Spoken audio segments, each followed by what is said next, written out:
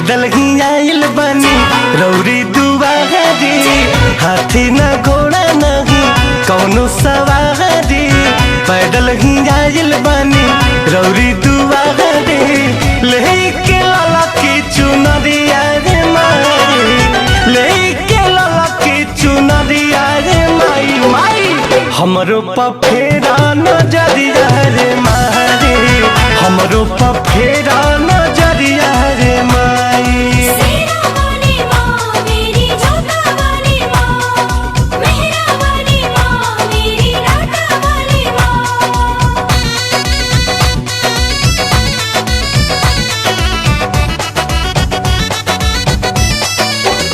नाही सोना मांगी नाही चांदी मांगी, हम तो हंसत खेलत जिंदगानी मांगी।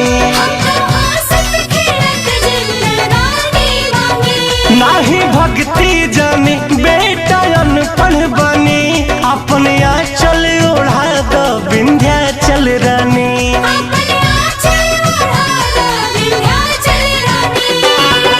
हंसता हम पे नगरिया रे मारी, हंसता हम पे नगरिया रे मारी।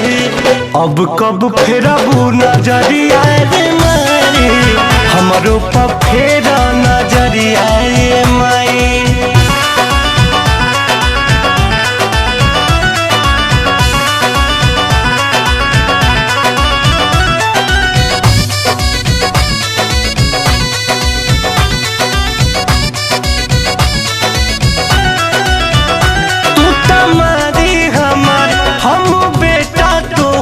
हक मंगबे करब हमर बलाधिकार,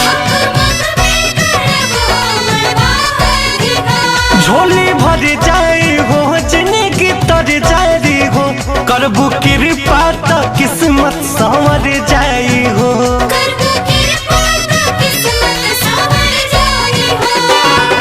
पटकले पंकज पगरिया रे मारे, कहरे रीत सब गोहरिया रे माई। माई हमरो पफेरा नजरिया रे माई, हमरो पफेरा नजरिया रे माई।